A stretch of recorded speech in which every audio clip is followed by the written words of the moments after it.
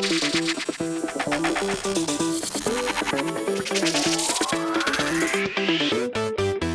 Chicago Bears offense erupts for the 4th straight game as they win against the Jacksonville Jaguars by a score of 41-17, and now they're only one game away from clinching a playoff spot in the 2020 NFL playoffs. What's up, guys? I'm back with the Chicago Bears weekly post-game reaction videos. I hope all of you guys are doing well and enjoying this dub because god damn, man, the Chicago Bears, the same Chicago Bears that lost 6 straight games in this very same season, are now only one win away from clinching a playoff spot after, winning back-to-back games, okay? And obviously these games were not against very tough competition, but still, guys, taking into account how many points we are scoring every single game, this has not happened in this franchise since 1965. Ever since 1965, the Bears offense has not put up 30-plus points in 4 straight games. Like, that's something that I can just not wrap my head around because just a couple months ago, we were all going hard at Matt Nagy, Ryan Pace, the entire Chicago Bears organization for building such a trash offense. We had one of the worst offenses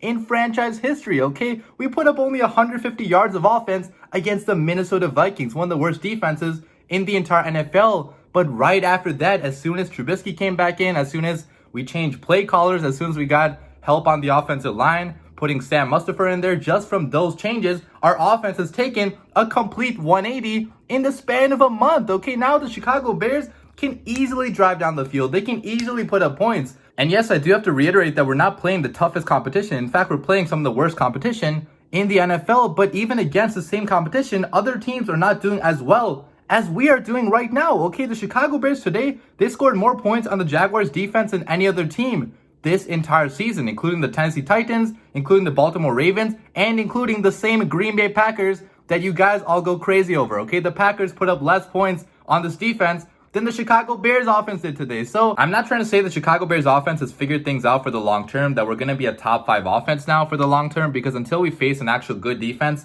we cannot truly say that until we get, an actual tough test. But what I am saying is that we have not seen this offensive success from this franchise in a very, very long time because we have had trash offenses practically every single year.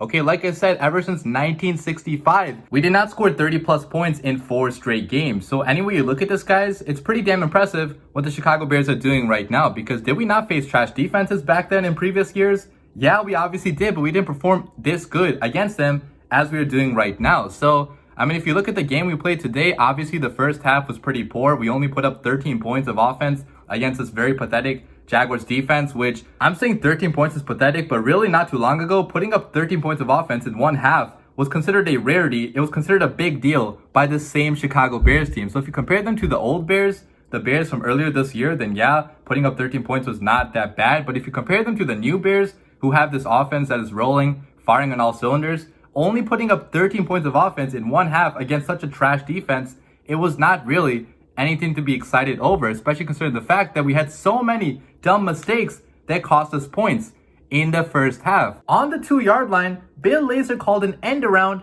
for tight end Cole Kmet at the 2-yard line. What the hell are you doing, Bill Lazor? Like, that really seemed like a Matt Nagy play call right there. Obviously, it was not, because Bill Lazor is the one calling the plays. And I saw on Twitter, like, some people were saying, oh, maybe Matt Nagy called that play because that was such a terrible, stupid play call that Matt Nagy always does. Guys, we can't do that, okay? We can't say that the only good plays are because of Bill Lazor and the only bad plays are because of Matt Nagy, okay? Bill Lazor just straight up messed up there, and it cost us big time because we had a 5-yard loss there, and after that, we could not punch the ball into the end zone anymore, and we only got a field goal out of that drive, which is just completely pathetic for the Chicago Bears offense, okay? You were at the 2-yard line. Just punch the ball in with David Montgomery. Stop trying to be cute. Stop trying to be fancy. Just do what works and play good, solid, fundamental football. So that obviously did irk me. Another play that also irked me was Trubisky's interception to end the half. Instead of getting the easy points, instead of just throwing the ball away, taking a field goal, he tried to play hero and force the ball where there was nothing to be had. There was no play that was possibly going to be made there by Allen Robinson or anybody else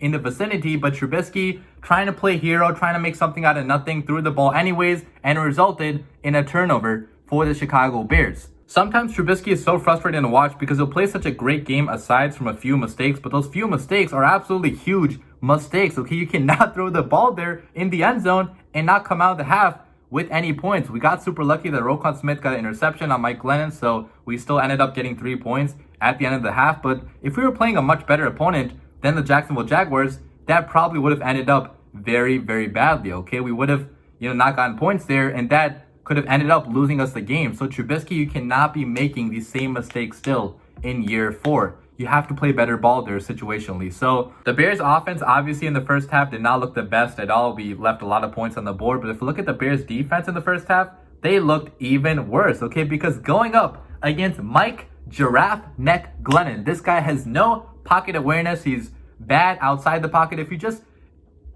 blitz him every single play, that could have ended up working, but Chuck Pagano had her guys in a soft zone for the majority of the first half. And Mike Glennon drove down the field and scored some points on us, okay? He scored 10 points in that first half, which obviously only allowing 10 points, it's not really the biggest deal. But if you look at the offensive firepower the Jaguars had to work with, they should not have scored any points against our defense, okay? That touchdown he had to, I think it was DJ Chark, that was a 20-yard touchdown pass, which that was just a beautiful ball he threw somehow, and an even better catch by Chark. So that was tough to cover really, but to allow him to even get in that position, it was not great at all by the Bears defense, okay? If you were facing Aaron Rodgers, if you were facing a better quarterback, they would have destroyed us in that first half. But we were lucky we were facing Mike Glennon. So Chuck Pagano, still, I'm not the biggest fan of it all because he has so much talent on this defense, and we didn't do enough with that talent in that first half. But in the second half, guys, things were completely different on both sides of the football. Looking at the Bears offense, first of all, the Bears offense could not be stopped in that third quarter, which I cannot believe I'm saying, guys. The same third quarter Bears that struggled so much this entire season, they were a completely different team in that third quarter because we made the proper adjustments at halftime, which I have not seen from the Bears enough over the course of this year. So maybe, Matt Nagy being a head coach now and Bill Lazor only calling the plays, it's working out to some extent because Matt Nagy is able to better look at the flow of each game, if you get what I'm saying. So the adjustments that Matt Nagy and Bill Lazor made at halftime led our offense to scoring 21 points in that third quarter. 21 points in the third quarter. That is unbelievable when you're looking at the Chicago Bears team this year, okay? Because we did not score points at all in the third quarter, okay? So we had a lot more bootlegs in the third quarter. We had a lot more rollouts from Mitch Trubisky, a lot more play action as well. The run game, we got that going as well. And we pretty much just targeted Allen Robinson in the middle of the field, which should have been the game plan from the very beginning because A-Rob could not be stopped in this game. He had over 100 yards, so he did get revenge on the team that drafted him, which is pretty nice to see. But overall, guys, all across the board, the offensive execution in that third quarter, it was brilliant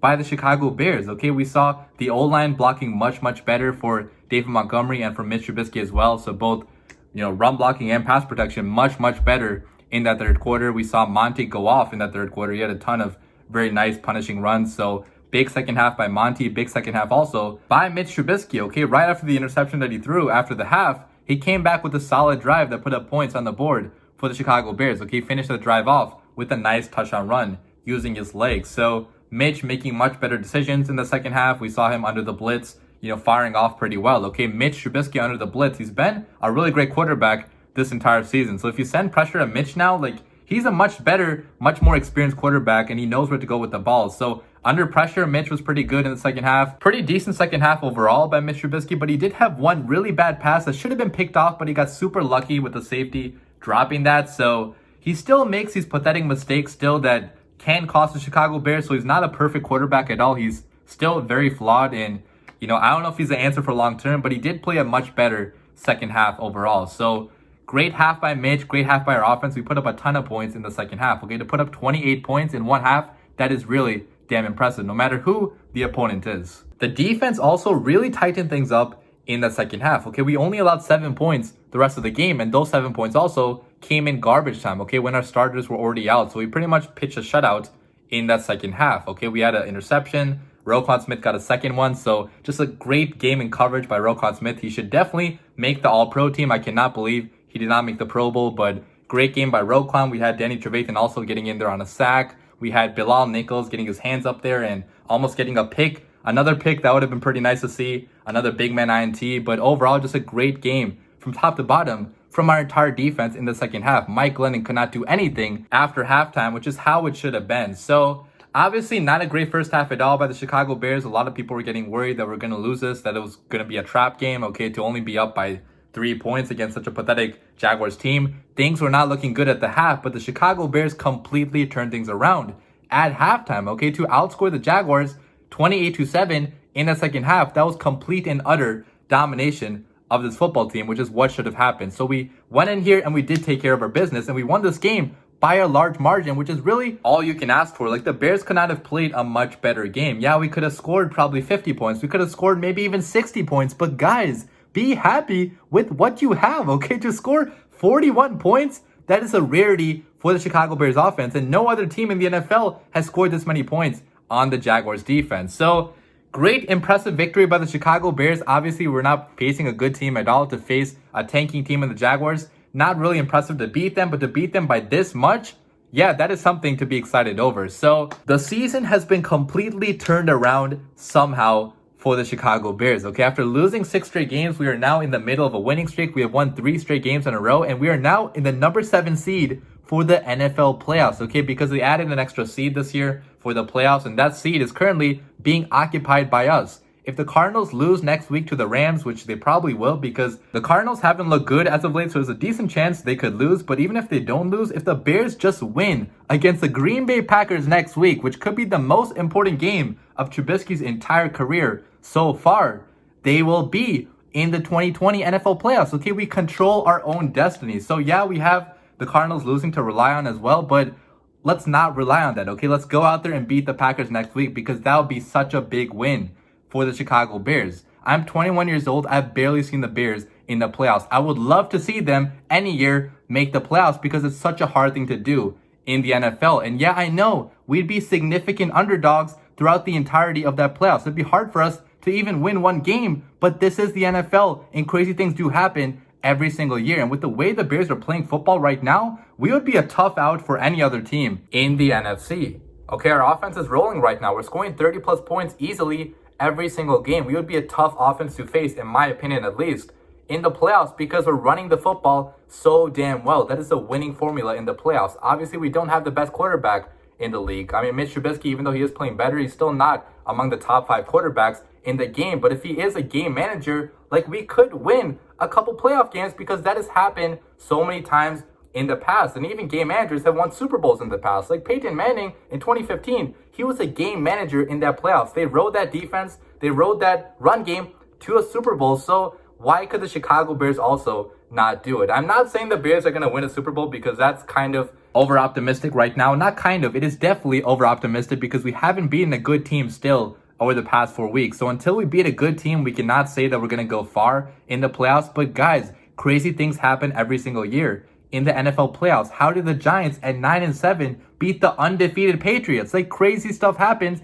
if you just give yourself a chance. So if we do make the playoffs, who's to say crazy things could not happen? The Chicago Bears next week, they have a game against the Packers, our most hated rivals, and I am praying to God that that actually happens, because if we beat the Packers to launch us into the playoffs, like, my God, man, you cannot write a better storyline than that for Mitch Trubisky and the entire Chicago Bears team this year. Everybody counted us out after losing 6 straight games, but now we're back on the road to making the playoffs and perhaps making a surprise run as well. So let me know what you guys think about this game in the comments down below. Let me know your feelings as well, because Bears Nation obviously is feeling pretty happy as of now. So celebrate down below in the comments. Great game by the Bears. I cannot wait for next week. As always, guys, bear down.